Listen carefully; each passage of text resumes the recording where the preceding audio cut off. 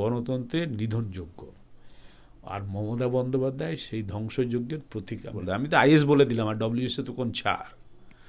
হ্যাঁ, এরাও অনুপ্রেরণায় নড়ে আর চড়ে। হাইকোর্ট কোনো অর্ডার দিলে, সুপ্রিম কোর্ট কোনো অর্ডার দিলে রাজ্য সরকার সেটাকে পাত্তাই দেয় না। মমতা ব্যানার্জি একটা কাজে খুবই অত্যন্ত সফল, সবাইকে ভয়ে ভীত সন্ত্রস্ত করে রেখেছে। এটা মমতা ব্যানার্জির একটা ক্রেডিট। তাদের মধ্যে নিশ্চয়ই কোথাও বোঝাপড়া আছে, সে কারণে তারা আইন, সংবিধান, আদালত কিছুই মানছে না। পুঁজিপতিদের কর্পোরেট হাউসের মদতে তারা মানুষের গণতন্ত্র লুটের কাজটা করছে। 2011 নির্বাচন কিন্তু আমার দেখা সবচেয়ে ভালো নির্বাচন। এসআইআর এর মাধ্যমে আদৌ ত্রুটিমুক্ত ভোটার তালিকা তৈরি হবে না।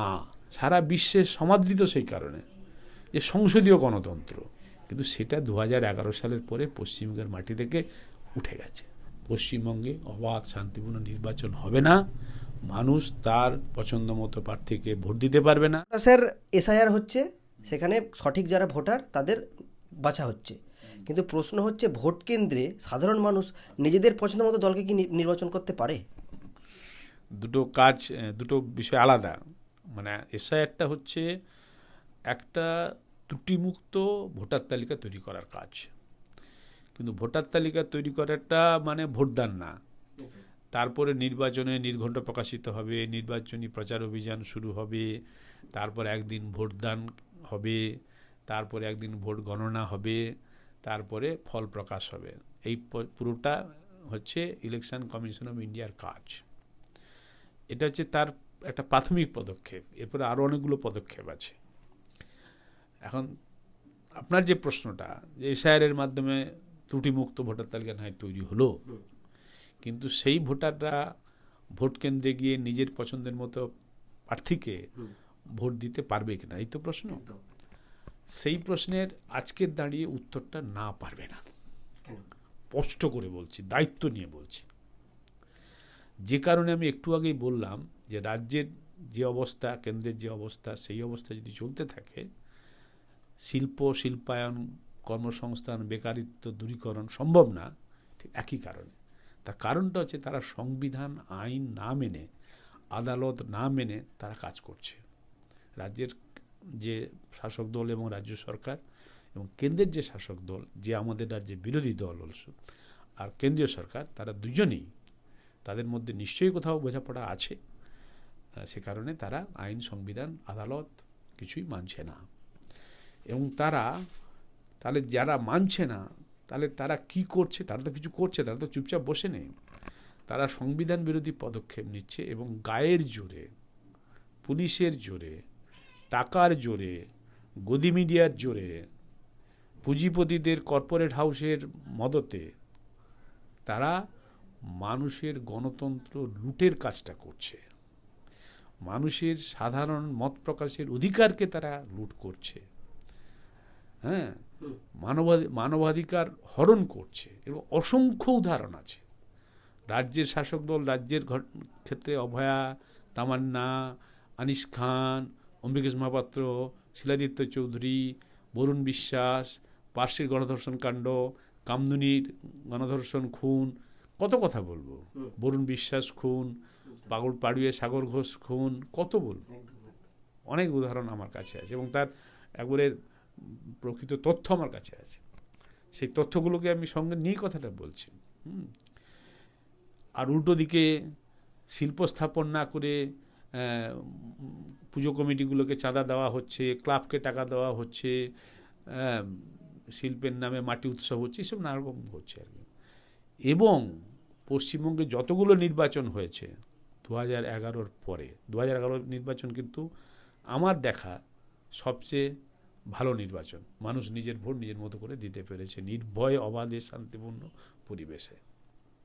তারপরে 2011 পরে 2013 পঞ্চায়েত ভোট, 2014 লোকসভা ভোট, 2016 বিধানসভা vote, 2018 panchayat vote, 2019 Lok Sabha vote, 2021 বিধানসভা ভোট, 2023 পঞ্চায়েত ভোট এবং 2024 লোকসভা ভোট। এতগুলো ভোটের কথা আমি যে পরপর বলে গেলাম, এইগুলোর অভিজ্ঞতা দেখাচ্ছে যে উত্তরোত্তর ভোটকে কেন্দ্র করে হিংসা, খুন, ভোট লুট, হ্যাঁ, একেবারে যাকে বলে গণতন্ত্রের অন্তর্জলি পর্যায়ে পৌঁছে গেছে। অর্থাৎ পশ্চিমবঙ্গের সাধারণ মানুষ, গ্রাম বাংলার মানুষ বিশেষ করে, তারা তাদের অভিজ্ঞতাতেই জানে যে আমার অবাধ শান্তিপূর্ণ পরিবেশে ভোটদানের পরিবেশ নেই। এবার এই পরিপ্রেক্ষিতে যে প্রশ্নটা সামনে আসলো যে ঢাকঢোল পিটিয়ে এসআইআর এর মাধ্যমে ত্রুটিপূর্ণ ভোটার তালিকা তৈরি হচ্ছে, আমি প্রথমে এখানে বলে রাখি আদৌ ত্রুটিমুক্ত ভোটার তালিকা তৈরি হবে না। এসআইআর যতই ঢাকঢোল পেটাক, হ্যাঁ, তার অনেক উদাহরণ আছে, আমি বিস্তারিত কোনো সময় পেলে বলবো, এখন সেটা বলছি না। এসআইআর যেটা হচ্ছে স্পেশাল ইন্টেনসিভ রিভিশন, মুখে যাই বলা হোক, গত নভেম্বর মাস থেকে এ পর্যন্ত যা ঘটনাবলী পশ্চিমবঙ্গে ঘটেছে এবং এর আগে বিহারে এসআইআর এর সময় যা ঘটেছে তার অনেক গ্রাউন্ড রিয়ালিটি, গ্রাউন্ড রিপোর্ট আমার কাছে আছে, হ্যাঁ, আমি জানি। আর পশ্চিমবঙ্গে যা হচ্ছে আমরা তো প্রত্যক্ষ করছি এবং রাজনৈতিক দলগুলো আগে থেকে কি কথা বলছে, কি করছে, সব আমরা দেখছি। এবং শেষমেশ যে ভোটার তালিকা তৈরি হবে সেটা ত্রুটি মুক্ত একটা ভোটার তালিকা হবে বলে বলা হলেও সেটা হবে না, কিন্তু একটা ভোটার তালিকা হবে। অনেকের নাম বাদ যাবে জেনুইন ভোটারের, আবার অনেক ভুয়ো ভোটার থেকেও যাবে, একই ভোটার একাধিক জায়গায় থেকে যাবে, এসব থাকবে। পরে সেগুলো আপনারা মিলিয়ে নেবেন, আমার কথা দেখতেও পাবেন, আমাকে আলাদা করে বুঝিয়ে দিতে হবে না। কিন্তু ভোটদানের যে কথাটা বারবার উঠে আসছে, আলটিমেটলি তো ভোটদানটা আমার কাজ এবং এটা একটা গুরুত্বপূর্ণ কাজ। আমাদের দেশের সংবিধানের সবচেয়ে এটাই হচ্ছে সৌন্দর্যের দিক এবং সেটা সারা বিশ্বে সমাদৃত সেই কারণে যে সংসদীয় গণতন্ত্র।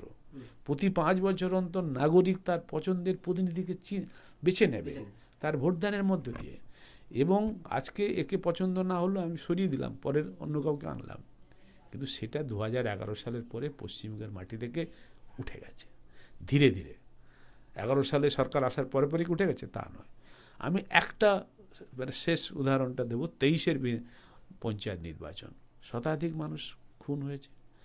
ব্যালট বাক্স, তখন তো ব্যালটে ভোট হয়েছে, ব্যালট বাক্স পুকুরে পাওয়া গেছে, ব্যালট নর্দমায় খুঁজে পাওয়া গেছে, ব্যালট গণনা কেন্দ্রে চিবিয়ে লোকে খেয়ে নিচ্ছে।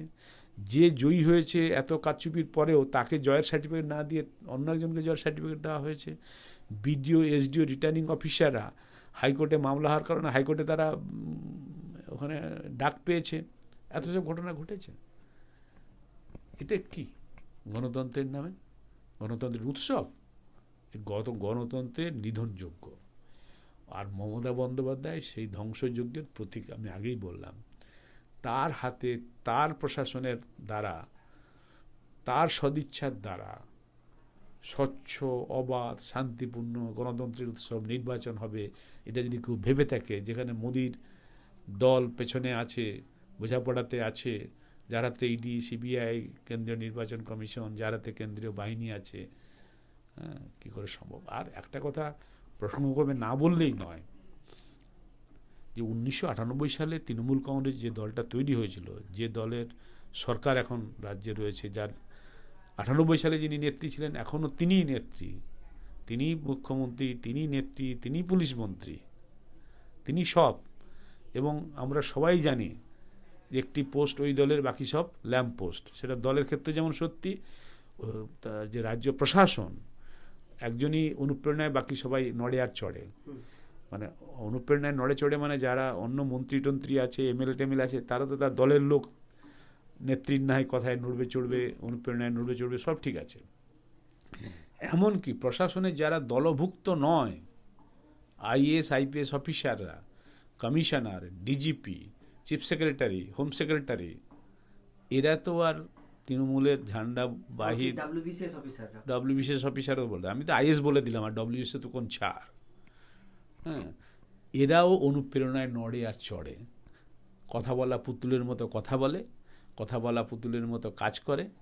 এরা সংবিধান ভুলে গেছে, আইন ভুলে গেছে, সংবিধানের নামে কী শপথ নিয়েছিল সব ভুলে গেছে। আমি দায়িত্ব নিয়ে কথাটা বলছি, আমার কাছে ডকুমেন্টারি এভিডেন্স আছে এইসব প্রশ্নের। কারণ আক্রান্ত মানুষদের নিয়ে আমি 2014 সালে একটা আক্রান্ত আমরা মঞ্চ তৈরি করেছিলাম, রাষ্ট্রপতির কাছে গেছিলাম, স্বরাষ্ট্রমন্ত্রী তখন রাজনাথ সিং ছিল, তার কাছে গেছিলাম, মানবাধিকার কমিশনের কাছে গেছিলাম, জাতীয় মানবাধিকার কমিশন, এখানে রাজ্যপালের কাছে গেছিলাম তথ্য নিয়ে, কিচ্ছু হয়নি। কিচ্ছু কেন হয়নি?